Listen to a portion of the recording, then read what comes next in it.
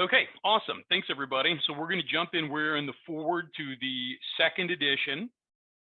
We're on Roman numeral 16, which is XVI, on the third paragraph, the second full paragraph. But I think before we get started, David's got a couple pieces of some background information that he wants to share with everybody from some other terms and names we brought up last week. So David, do you want to start off with that content? You're on mute, yeah. Hey guys, David, alcoholic, drug addict. So we had references last week. We talked about a couple of groups, temperances that were formed prior to Alcoholics Anonymous. One of them was the Washingtonians. The other one was the Oxford group. So I thought it's not going to keep you sober by any means, but it's nice to know some history and find out a little bit about what they did and what they did not do right, possibly. So let's start with the Washingtonian movement. And I have this written out because I don't have it to memory. So the Washingtonian movement, the Washingtonian Temperance Society, or the Washingtonian Total Abstinence Society, was a 19th century temperance fellowship founded Thursday, April 2nd, 1840, by 6 alcoholics. The idea was that by relying on each other, sharing their alcoholics' experiences, and creating an atmosphere of conviviality, they could keep each other sober. Total abstinence from alcohol was their goal. The group taught sobriety and preceded Alcoholics Anonymous by almost a century. Members sought out other drunkards. Matter of fact, the term alcoholic had not even been created by that time. They told of their experiences with excessive alcohol use and how the society had helped them achieve sobriety. With the passage of time, the society became a prohibitionist organization, and that it promoted the legal and mandatory prohibition of alcoholic beverages. The Washingtonians differed from other organizations in the temperance movement in that they focused on the individual alcoholic rather than on society's relationship with liquor. In the mid-19th century, a temperance movement was in full sway across the United States, and the temperance workers advanced the anti-alcohol views on every front. Public temperance meetings are frequent, and the main thread was prohibition of alcohol and pledges of sobriety to be made by the individual. Concurrent to this movement, a loose network of facilities, both public and private, offer treatment to drunkards, referred to as inebriate asylums, reformatory homes, and they included New York State Inebriate Asylum, the Inebriate Home of Long Island, New York, the home of the Incurables, which is my favorite, in San Francisco. And what that meant is if you are going to be in this incurable society, it was reflecting, it wasn't just alcoholics because there was no cure or solution for that, but it was also that science couldn't help you with tuberculosis or if you had a major stroke. So you're going to die in this facility. Washingtonians at this peak numbered in the tens of thousands, possibly as high as 600,000. However, in the space of just a few years, the society almost disappeared because they became fragmented in their primary purpose, becoming involved with all manner of controversial social reforms, including prohibition, sectarian religion, politics, and abolishment of slavery. It is believed that Abraham Lincoln even spoke that there, not for them, but just because he was in favor of abolishing slavery. The Washingtonians drifted away from their initial purpose of helping the individual alcoholic, and disagreements, infighting, and controversies over prohibition eventually destroyed the group. The Washingtonians became so thoroughly extinct that some 70 years later, in 1935, when Bill and Bob met, they had no idea they even existed. Although comparisons have been made between the Washingtonians and Alcoholics Anonymous, in some respects, they have more in common with modern secular drug addiction recovery groups. The Washingtonians were so non-religious and non-spiritual that religious critics accused them of humanism, heresy, and in their terms of placing their own power above the power of God. So that's the Washingtonians, and here's the Oxford group, a little bit shorter version. It was first known as First Century Christian Fellowship, founded by the American minister Frank Buckman in 1921. Buckman believed that fear and selfishness were the root of all problems. Sound familiar? For the Buckman believed that the solution to living with fear and selfishness was to surrender one life over to God's plan. Oxford Group enjoyed wide popularity and success in the 1930s. The Oxford Group literature defined the groups as not being religious, for it had no hierarchy, no temple, no endowments, no workers' salaries, no plans, but God's plan. The chief aim was a new world order for Christ the King. The tenets and the practices of the American Oxford Group influenced the steps of AA. I would say that's for sure. And think about this. Ebby was a member of the Oxford Group. Roland Hazard was a member of the Oxford Group. And Roland Hazard was directed by Carl Jung to go get a spiritual experience. He got it through the Oxford Group. Ebby met with Bill with Bob. So that is that on that, guys. And we get back to the text. So just a couple things. David Summer made it back. So if you want to try to click on her to let her be the host, she can finish her admin duties. And just a couple of quick things on that. So, you know, I'll say this about the Washingtonians, and we'll share those write-ups too. And there's some other great already published information. You don't have to go search too long and far to learn about the Washingtonians and the Oxford Group. So we will share some links where you can read a little bit more. I think the critical thing about the Washingtonians is, as David said in that article, they were boasting a membership of about 600,000 people at one point, and they began with some singleness of purpose around getting people sober. But then they lost that singleness of purpose, and then the most telling thing that can happen as a fallout, that was a fallout for them, was like David said, this is such an important point. By the time Bill and Bob got together and embarked on this, they hadn't even heard of the Washingtonians, who it wasn't that early or before had this very successful movement. And then on the Oxford Group, I think we hear that name a lot more in meetings and in studies, and they were really pivotal. You know, as David wrapped up by saying, Ebby Thatcher came to Bill Wilson to carry the message out of necessity from how he was trying to get and maintain a spiritual awakening through the tenets of the Oxford Group as well. You know, I'm very comfortable in sharing and being grateful for everything that AA has, for the most part, was borrowed from other groups. And as Joe and Charlie made great pains to talk about, most of these groups from which we begged, borrowed, and stole to put our program together, they weren't alcoholics, right? Dr. Silkworth wasn't an alcoholic. He figured out the nature of our illness. The Oxford Group had figured out a course of action to try to become a better person. They weren't alcoholics. They sort of begrudgingly took on the alcoholic drunk squad, you know. And Dr. Jung certainly wasn't an alcoholic, but he was the person who understood the spiritual solution was really the best, and really, you know, for a real alcoholic, the only solution. You know, so we got from all these external parties and so many more that weren't alcoholics, didn't have our problem, but they had so much to offer us, and we were able to coalesce it together into one program. Okay. So now we're going to pick up back in the text. Thank you for that, by the way, David. So Roman numeral XVI, which is Roman numeral 16, we're in the forward to second edition. And it's the second full paragraph beginning with, this physician had repeatedly. So we're talking about Dr. Bob Smith here. This physician had repeatedly tried spiritual means to resolve his alcoholic dilemma, but had failed. But when the broker, so Bill Wilson, gave him Dr. Silkworth's description of alcoholism and its hopelessness, the physician began to pursue the spiritual remedy for his malady with a willingness he had never before been able to muster. He sobered, never to drink again up to the moment of his death in 1950. This seemed to prove that one alcoholic could affect another as no non-alcoholic could. It also indicated that strenuous work, one alcoholic with another, was vital to permanent recovery. Sam? I have strenuous and vital. I have strenuous is physical, mental effort put forth for a purpose, and vital is life supporting and life sustaining. It was also indicated that strenuous mental effort put forth for a purpose work,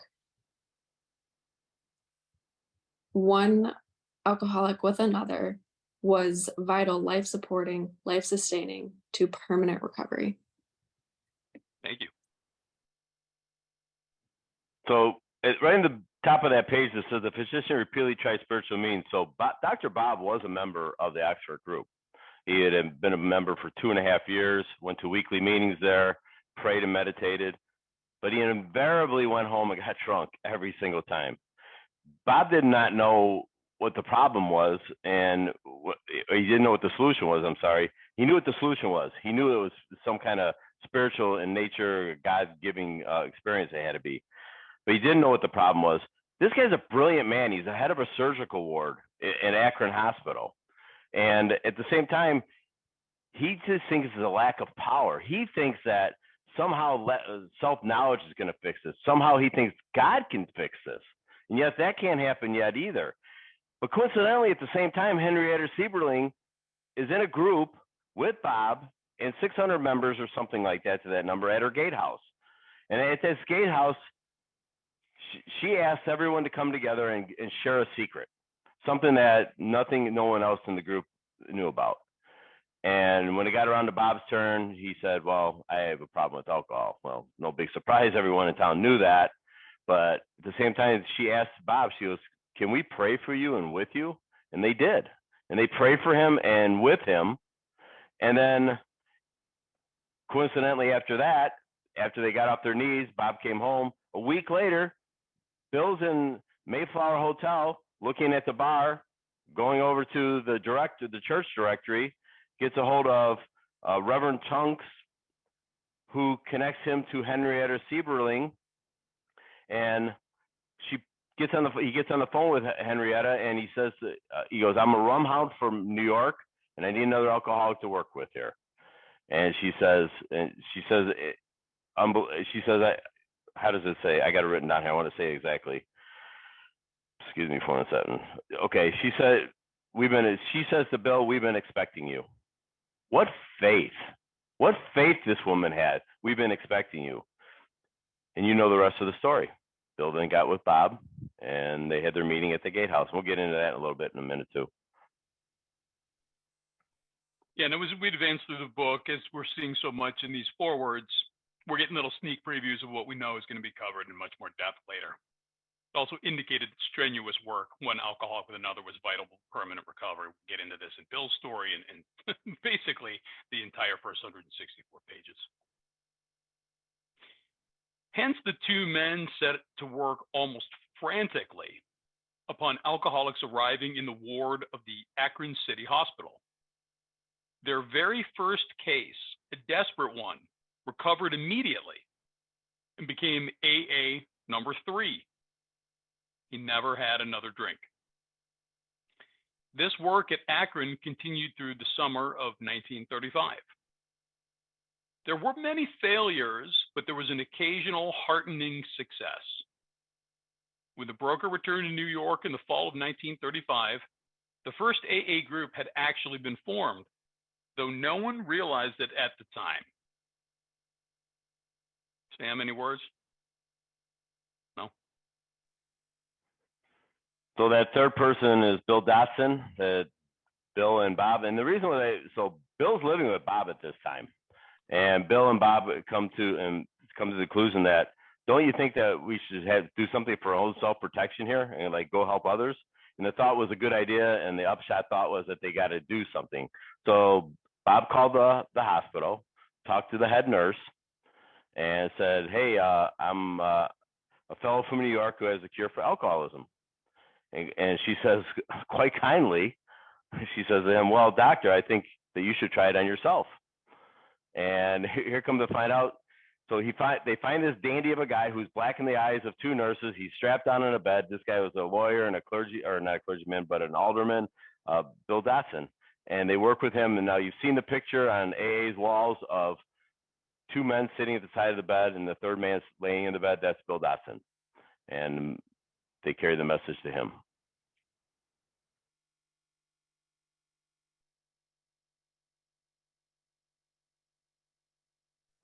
You're muted, David.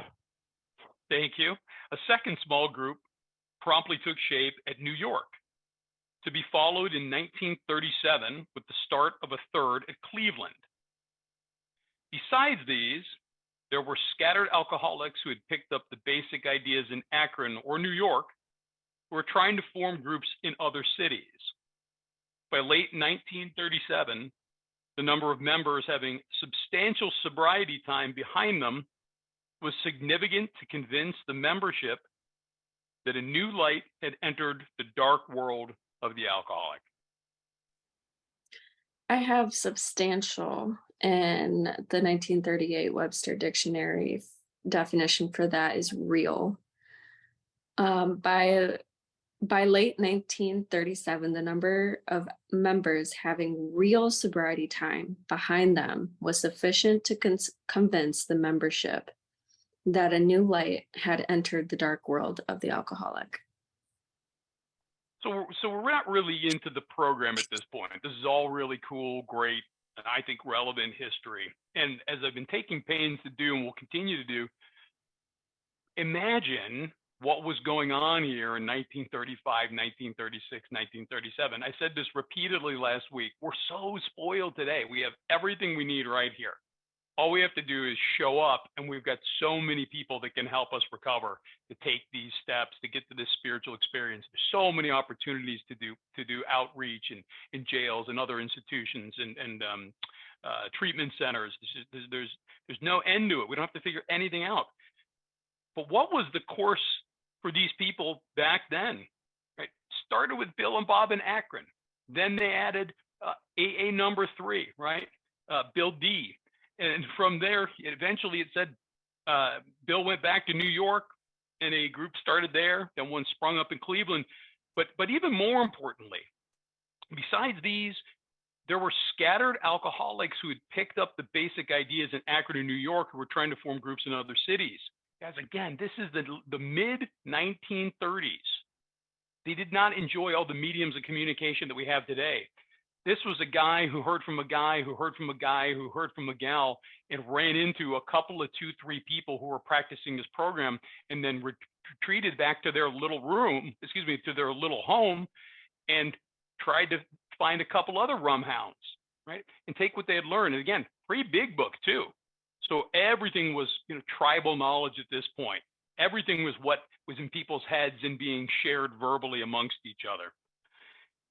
And so by late 1937, the number of members having substantial sobriety behind was sufficient enough to convince the membership a new light had entered the dark world of the alcoholic. So they were just trying this thing. It all started with Bill, who reached to Bob, to then to AA number 3, and they kept reaching out more and more and more. And they're like, we're just going to do this thing. But they saw it growing. They saw the success they were having, and they were struck that this is a thing. I think we're on to something here.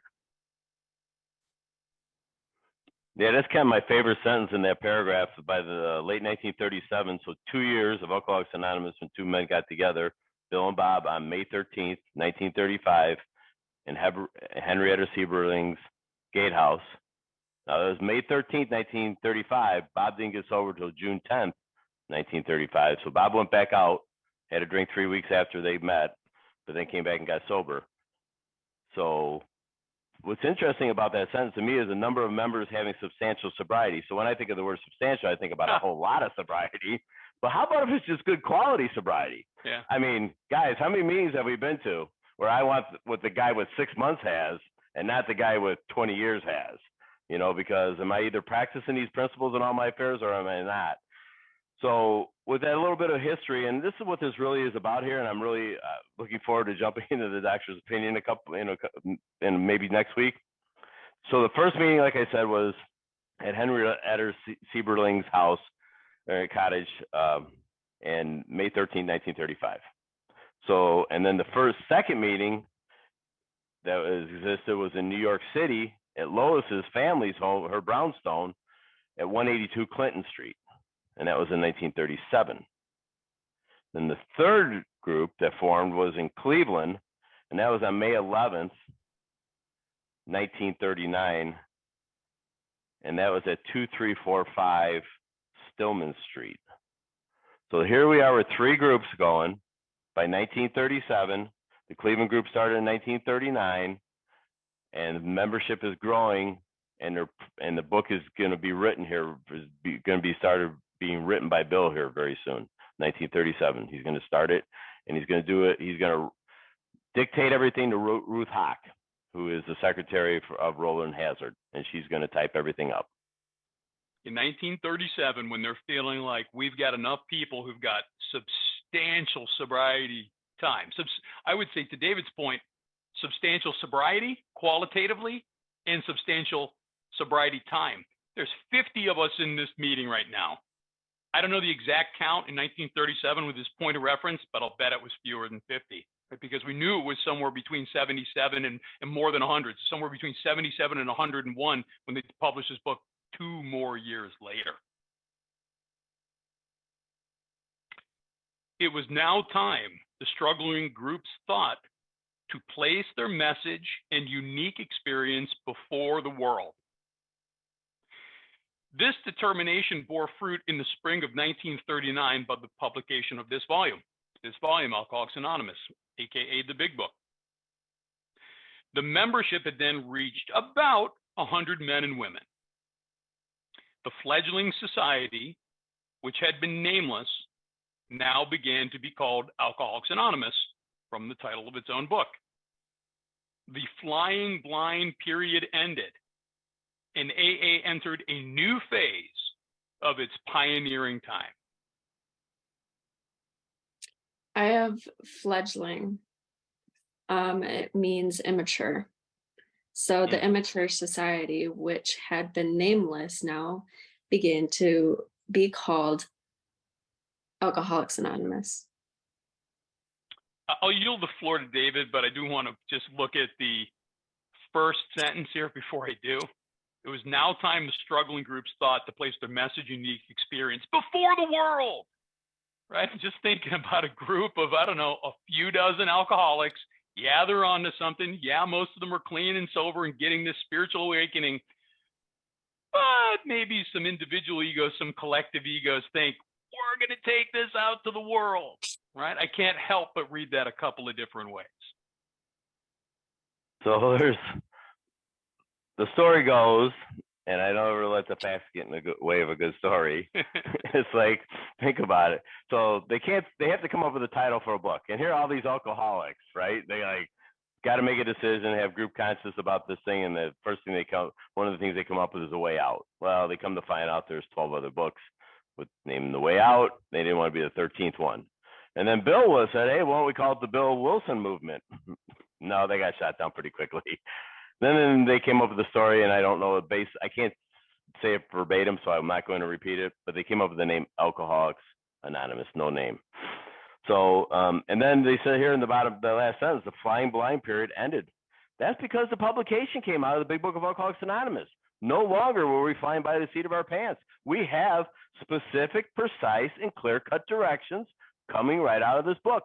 How do we work these steps? It's the only place that I'm aware of that has this. I mean, the 12 and 12 is a great book, don't get me wrong, but it's commentary. There's no directions on how to work the steps. What I'm interested in is, how do I get to God? How do I solve my problem? And how do I recover from this? And then how do I carry this message? And the directions are in the Big Book of Alcoholics Anonymous. So we're moving on to a new phase, right? We're at a milestone point, the tipping point, I guess, the first tipping point anyway. With the appearance of the new book, a great deal began to happen. Dr. Harry Emerson Fosdick, the noted clergyman, reviewed it with approval. In the fall of 1939, Fulton Ausler, then editor of Liberty, printed a piece in his magazine called Alcoholics and God. This brought a rush of 800 frantic inquiries into the little New York office, which meanwhile had been established. Each inquiry was painstakingly answered. Pamphlets and books were sent out. Businessmen traveling out of existing groups were referred to those prospective newcomers.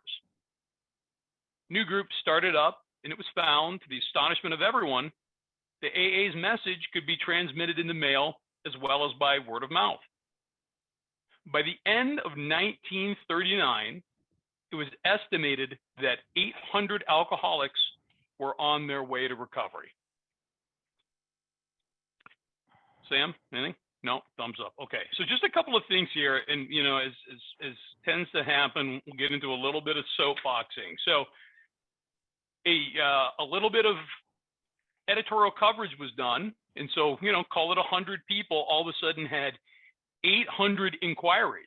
Right? Alcoholism is a bigger problem then as it is today. The difference today is we've got some resources. Back then, there were none. So all of a sudden, 800 people said, oh my gosh, will you please help me? Imagine we, 50, I'm sure you guys are in some bigger meetings and groups, you got 100 people. What would we do if we had 800 inquiries dropped on us over the course of a week or two? Everyone would go into a complete freak out. But each inquiry was painstakingly answered. Pamphlets and books were sent out. Businessmen traveling out of existing groups refer to these prospective newcomers. Guys, do you know how many times I'm in a WhatsApp group or in a meeting where there's a newcomer and they say, who can talk to this person? Who can give them a call? And all I hear are crickets. Right? Why have we lost our way in this regard? I got to get on the soapbox just a little bit here. What were these people doing at the beginning? Desperate to stay sober. They were doing whatever they needed to meet the needs of these 800 people. They weren't waiting for somebody else to do it for them. They didn't ask themselves, what step am I on? They didn't ask themselves, how long have I been sober? They just reacted. I have great confidence in imagining that of those 100 people that were doing this outreach, many of them were probably very newly sober. You're muted this time. we'll get by the end of 80 weeks or so, we'll get a hang of it. So Dr. Henry Emerson Fosdick, he was a liberal minister from the First Presbyterian Church in Manhattan. If you like to write that down, he was brought up a Baptist, but became a liberal minister in the Presbyterian Church. So I look at the words here. This brought a rush of 800 fanatic inquiries into the little New York office. So there's not that many people working. Ruth Hochbill, Roland Hazard, it's his office, and on the 6th floor of his building. And they've got to answer all this stuff. And I know I own my own business, and I do everything pretty much. I have someone that does my books. But outside of that, when customers are hitting me hard, and I got 20 emails and 13 texts and phone calls coming in, I'm frantic. These guys are trying to save lives. I'm just trying to take care of some product for people, right? I mean, he understands how vital this is. He has experience with people getting sober. He wants to get this information out to everyone. And that should still be our key point here today, is how can I be useful in other people's life? That is the key to life for me. How can I possibly be more useful to other people? And by the end of 1939, it was estimated that 800 alcoholics were on their way to recovery. What growth from a book. This is phenomenal. This is good information. Also, new groups started up, and it was found, to the astonishment of everyone, that AA's message could be transmitted in the mail as well as by word of mouth. Guys, we're seeing that again today over the past few years. Right? We're seeing that AA's message can be transmitted over Zoom as well as in person. Right? How many of us had prejudice that prior to the pandemic, what? Internet meetings? Zoom was the thing I used for work. When I got to talk to my pain in the butt clients who always want something for me and want to see my face, right? It saves me from making a trip to go see them on site. And then what happened? We were forced to adapt. And now we have people that got sober in Zoom and have only been to Zoom meetings. Listen, whatever works is fantastic. Don't deny yourself the wonder of going to some face-to-face meetings, but look what we have gotten. This whole other way, where we got our buddies here from Thailand that are here every week, and then Kicken from Sweden, and everyone around the world. We're able to do this because of Zoom. So we're having the same experience now that they had back in 1939. They had to do it over the mail. We had to do it over Zoom, and now we get to continue to do it over Zoom. So I got a couple of corrections. I made a grievous error. So thank you, Nancy. So that was Hank Parkhurst, the secretary was Ruth Hock, and it was his office and his company, not Roland Hazard. And earlier on, Howard corrected me. Thank you very much. That was Frank It's Frank Bookman, correct? Okay, Frank Bookman. So my apologies, but hey, I'm like Bert said earlier, I'm still learning. And Nance has corrected David and I many times. The three of us did 2 journeys through the book before in live and in Zoom hybrid. So we are used to misspeaking, and God bless you, Nancy, for always catching those. Okay, continuing on Roman numeral 18. In the spring of 1940, John D. Rockefeller Jr. gave a dinner for many of his friends, to which he invited AA members to tell their stories. News of this got on the world wires. Inquiries poured in again, and many people went to the bookstores to get the book, Alcoholics Anonymous. By March 1941, the membership had shot up to 2,000.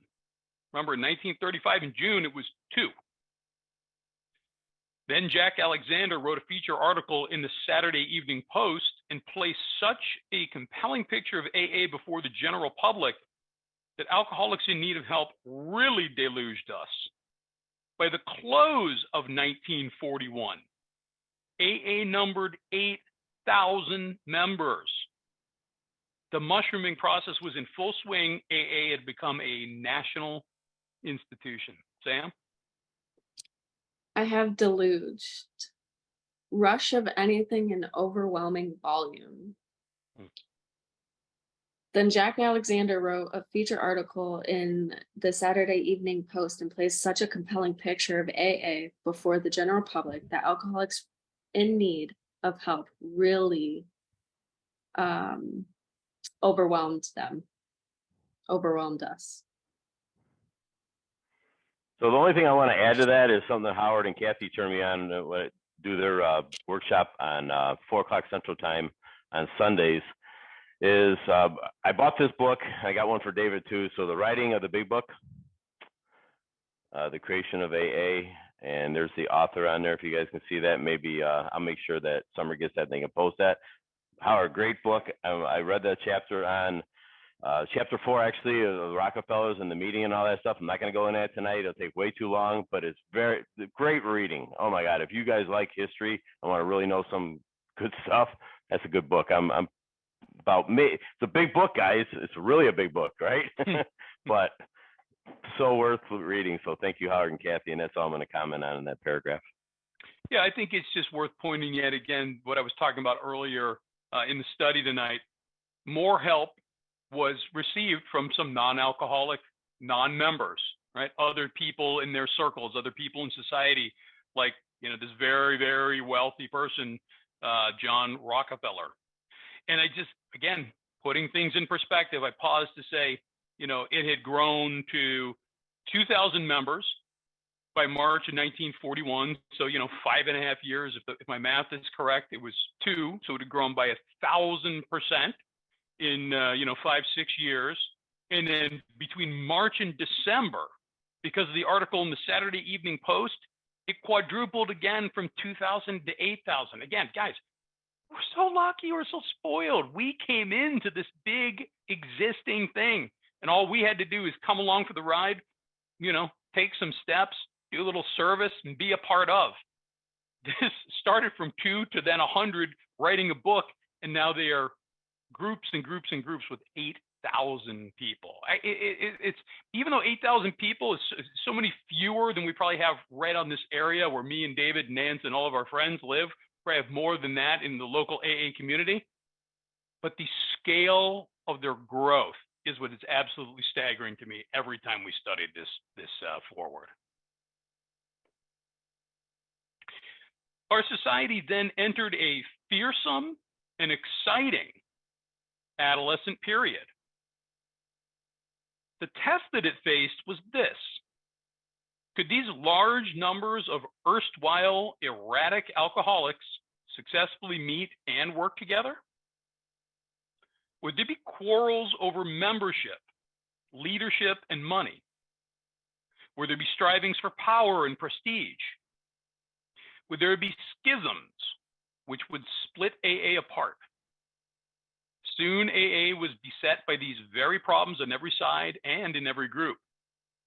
But out of this frightening and at first disrupting experience, the conviction grew that AAs had to hang together or die separately. We had to unify our fellowship or pass off the scene. Sam, I know you got some words from that one. I do. I have erstwhile is formerly, quarrels, angry dispute, and schisms, splits, divisions, division into opposing groups.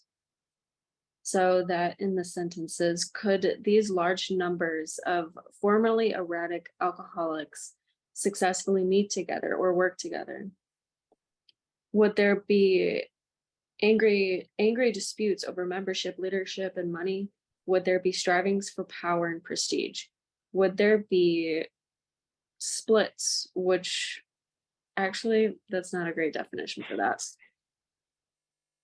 Divides. Would there be divisions, Mhm. which would split AA apart? Perfect, thank you. You're on mute again, brother. Twice. So tired, long week, dude. So the steps are to the individual as the traditions are to the group, and the traditions are going to hold the group together. What do we not do is what the traditions tell me. What the steps do is what we do. And the traditions are so formed in a way that I think the first tradition, the other 11 behind it, hold that first tradition up. And Bill knew that. You know, he went around and seen all these meetings that were not doing what they're supposed to be doing, and all the things that he lists in here, quarrels and of membership and leadership and money. These things are driving meetings apart. And we were gonna, if we did not have a primary purpose and we did not have traditions, we would have fell apart as a society. Yeah, I don't think I have much to add to that, but what's going to happen is in this next paragraph, we're, to carry what David was saying here, we're going to get into the necessary development of the 12 traditions. And as frequently happens every time we study the book, and I did have this underlined, but as I read it, it just really resonated with me again. It was worth repeating. But out of this frightening and at first disrupting experience, the conviction grew that AAs had to hang together or die separately. And what we're going to really come to see is in the birth of the 12 traditions to ensure just this. The first tradition is really to ensure unity. And if you study the rest of the traditions as we've been studying in another group of ours, the other traditions really support that first tradition. Ultimately, this is all about unity from the group perspective. So yeah, look for the 12 traditions in this next paragraph. As we discovered the principles by which the individual alcoholic could live, so we had to evolve principles by which the AA groups and AA as a whole could survive and function effectively. It was thought that no alcoholic man or woman could be excluded from our society. Sound familiar? That our leaders might serve but never govern. I know you're all hearing some language here you're familiar with. That each group was to be autonomous and there was to be no professional class of therapy. There were to be no fees or dues. Our expenses were to be met by our own voluntary contributions. There was to be the least possible organization, even in our service centers. Our public relations were to be based upon attraction rather than promotion. It was decided that all members ought to be anonymous at the level of press, radio, TV, and films. And in no circumstances should we give endorsements, make alliances, or enter public controversies. Sam, words? No? Okay. So I'm not going to add a lot to that too, because just want to get through the second edition, the forward here. But other than the fact in the first sentence there, it says, as we discover the principles which the individual alcoholic could live. So we have had to evolve principles, the 12 steps by which the AA groups in the traditions and the AA as a whole, which would be our 12 concepts. So we have 36 spiritual principles, guys, that I get to practice. And then as we go through that whole paragraph, we can see where all the traditions are lined up. And if you were here early, we were having a spirited conversation before the study started with Bert and a couple other people about, our 3 legacies, that of recovery, unity, and service. Right? And so to give us guidelines for recovery, we have the 12 steps. I'm just repeating what David said. To govern unity, we have the 12 traditions. And then to guideline service, we have the 12 concepts. Right? So enough said about that. We don't need to do a deep dive in the traditions here. This was the substance of AA's 12 traditions, which are stated in full on page 561 of this book. Though none of these principles had the force of rules or laws, they had become so widely accepted by 1950 that they were confirmed by our first international conference held at Cleveland, a Western city. Today, the remarkable unity of AA is one of the greatest assets that our society has.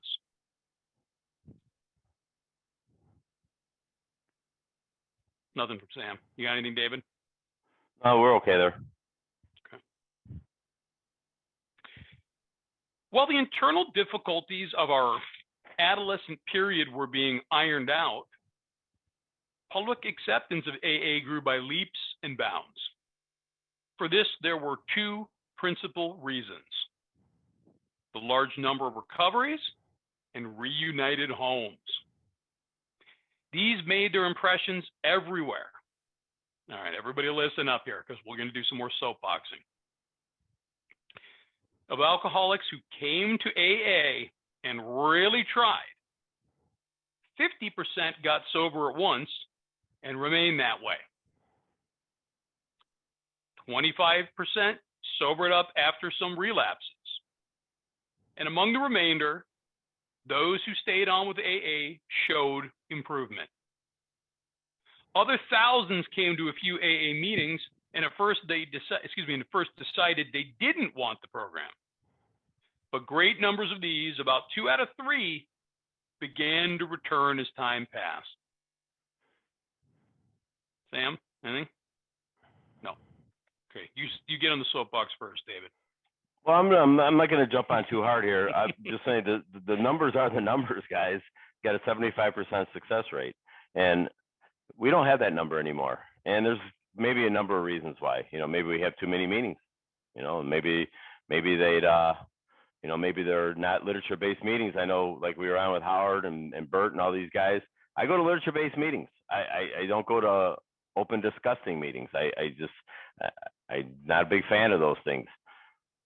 But the thing is like, how do we approach the newcomer when he comes in the room? The way I've been sponsored and the way I sponsor my people is we welcome them. But more so than that, how do we want them back? We get their phone number when we call them.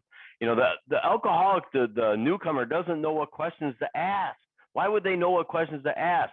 One of the guys I just started working with here is on this call today, and I'm grateful to be able to be of help to him. And he's doing all this work. We'll be on his 9th step. He's going to start making his approaches this week.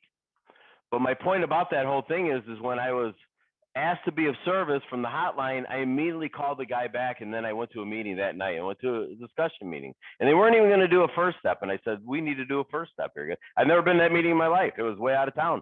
And I said, we need to do a first step. And we went in there, and I heard 3 drunkalogs. It took over a half hour.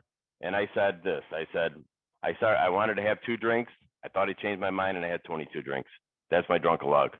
I said, let's talk about what happened and what it's like now. And let's talk about the steps. And then I did my thing for about 10 minutes. And then right after the meeting, we went outside and we talked about the steps. And we talked about if he's a real alcoholic. I qualified him, so that he could find out if he could concede his innermost self that he is a real alcoholic. And then if he is, let's get on and do this work, not in a slow fashion. This is an urgency. We have much time to go back and do this work at a slower pace. But I got to get to God now. I'm beyond human aid. So the success in earlier on is because maybe they were literature-based meetings. I don't know, but or maybe there's just too many meetings, or maybe it's piss poor sponsorship. I don't know. I've had sponsors, God love them. I had a sponsor who's sober 45 years, but for almost 20 years he was my sponsor, and we never opened up the book. And God love him. I mean, the guy was a wonderful man, wonderful. I am saying nothing derogatory about him.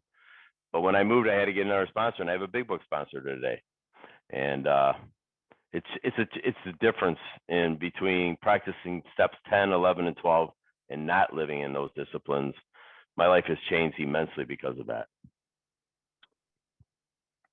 So 75% recovery rate is what they were talking about back then. And, we obviously can't validate these numbers, but I'm going to take Bill and the authors at their word. So the last number count we had was 8,000 people. I'm trying to remember the chronology here, right? So what does that mean? If let's say we're still talking about that 8,000, it suggests that, 10,000-ish came in. Those percentages aren't quite right, but you're following me with the math. And 8,000 made it either immediately or after a couple of stumbles, and some other people kept hanging around and they showed some improvement. And they also talked about people came and gave it a shot and then disappeared. And we're familiar with that. Think of how many people you've seen come to one meeting and then you never saw them again. But what their experience was, 2/3 of those people came back for another shot because AA was the only game in town. Now we've got all sorts of game, right? We've got people that want to try with medication. We have people that want to try with religion. We have people that want to try with treatment centers in Malibu. And I'm not disparaging any of these things, right? Whatever works for anybody. I just know that Alcoholics Anonymous and other 12-step fellowships, always the last house on the left. The beautiful part is we always have a light on the porch. So we don't know what changed. But I can tell you my experience, and some people have been here longer than me, but I've been doing this 19 plus years. And what my experience is of watching people and how we operate is not necessarily in line with what we see in these, what the early people were doing. Now, listen, everything in the book that's written, do I believe it all ought to happen today? Do I believe you ought to take a violent drunk into your house in this day and age? I do not, because we're in a very different time in society where liability is exceedingly bad. And out of trying to help somebody in your home, you could lose your home. Right now, we've got ERs. We just take people to emergency rooms. I've done it many times, and I know there's other people on in the meeting tonight who I'm sure have done that. But what are the things that they were doing? They were going to see people in the hospital. They were telling them what they knew about alcoholism. They were going back to see them repeatedly. After they relapsed many times, they'd go back to see them after all these relapses. And we're going to see so much more of this. We can't pinpoint just what one thing changed. It's never one thing. All of these things, all of these activities, all of these beliefs, all of this prayer, the meditation, everything that everybody was doing got watered down a little bit, and some things just stopped entirely. And therefore, if you were at 75% and you take away action number 1, maybe you rode down to 65%. You stop doing action number 2. Now you're down to 58%, and you start chipping away. So the question we have to ask ourselves, if we got back to, and this is the point of literature-based meetings and studying the program recovery the way it's laid out, if we all collectively got back to doing this the way that it was being done, the question is, could we get back to a 75% recovery rate? Why can't we? Why can't everybody have a spiritual experience, a spiritual awakening as the singular result of working these steps, of taking these steps? Let me add one more thing at the top of that page too on Roman numeral 20. It says public acceptance of AA grew by leaps and bounds.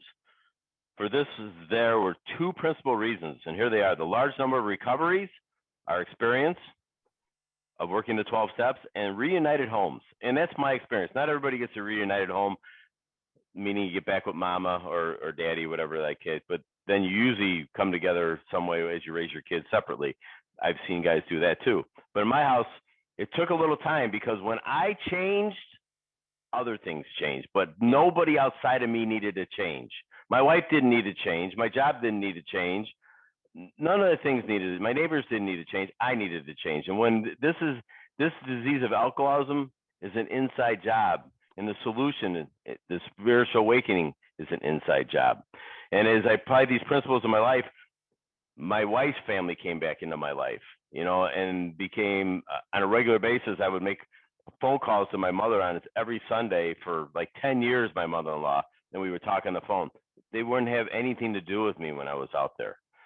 Did they change? They didn't change. I changed. And because of that change, and with very little deserving on my part, I did some of the work here necessary, but I found a relationship with power. I have access to that power. And as I practice the disciplines of 10, 11, and 12 every day, I don't have to have all the things that happen on page 52 in the bedevilments. They don't exist in my life today.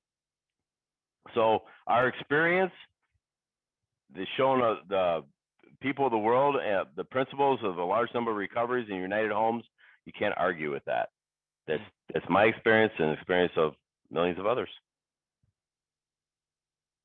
Another reason for the wide acceptance of AA was the ministration of friends in medicine, religion, and the press, together with innumerable others who became our able and persistent advocates. Without such support, AA could have made only the slowest progress. Some of the recommendations of AA's early medical and religious friends will be found further on in this book. Again, it seems to be a theme tonight. What helped us grow was a lot of help from non-alcoholics and non-AA members, non-12-step group members. Squeeze in a little bit more here, David. We started a little late, right? Let's just get a bit more in here. I know we wanted to try to power through tonight. Alcoholics Anonymous is not a religious organization. Neither does AA take any particular medical point of view. Though we cooperate widely with the men of medicine as well as with the men of religion. Nothing to editorialize in that, okay. Yes, those are all true statements. Alcohol being no respecter of persons, we are an accurate cross-section of America and in distant lands. The same democratic evening up process is now going on. By personal religious affiliation, we include Catholics, Protestants, Jews, Hindus, and a sprinkling of Muslims and Buddhists. More than 15% of us are women. Well, I'll tell you this. I don't know what our percentage of women is today, but I can tell you at literature-based meetings where people come to study, sure as heck always seems to me that the majority are women. It looks like that here again tonight. Women don't have the machismo that men have. This is our theory, right? I don't have to learn anything, right? At present, our membership is pyramiding at the rate of about 20% a year. So far, upon the total problem of several million actual and potential alcoholics in the world, we have made only a scratch. In all probability, we shall never be able to touch more than a fair fraction of the alcohol problem in all its ramifications. Oh, in a future session, I'm going to talk about how that's not a true statement. Upon therapy for the alcoholic himself, we surely have no monopoly.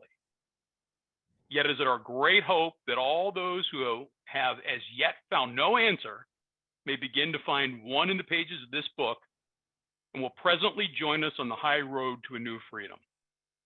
So I'm just going to circle back to the little side note I made as I was reading. In all probability, we shall never be able to touch more than a fair fraction of the alcohol problem and all its ramifications. Here's the thought I'm going to leave you guys with. It's a question of thought. Some of you that know me know where I'm getting to, but it'll be a cliffhanger. What can happen if you sponsor 3 people correctly through the steps out of this book? Don't answer. Think about the impact, and I'm going to clue you in on how we can touch the entire alcohol problem. Okay, you gonna do that next week? I feel like I should, since I'm ending with that. Yeah, you got to, bro. Yeah. Come on, all right. It's I like this. It's fun mathematics, and they don't lie. The only thing I'm going to say upon that is, yeah, we have no monopoly, dude. If you can figure out another way to get clean and sober, go for it. But my experience, I will share with you because I'm going to listen to your story. I read working with others. I try to practice it to my best ability. And I'm going to tell you my experience with my relationship with the steps, with the fellowship, and with service, and with a higher power today. And my life looks 180 degrees different than it did almost 24 years ago, guys, by the grace of God. But we have a daily reprieve, and it's contingent on the maintenance of my spiritual condition. If I don't do this daily, I think I'm certain I don't get that daily reprieve.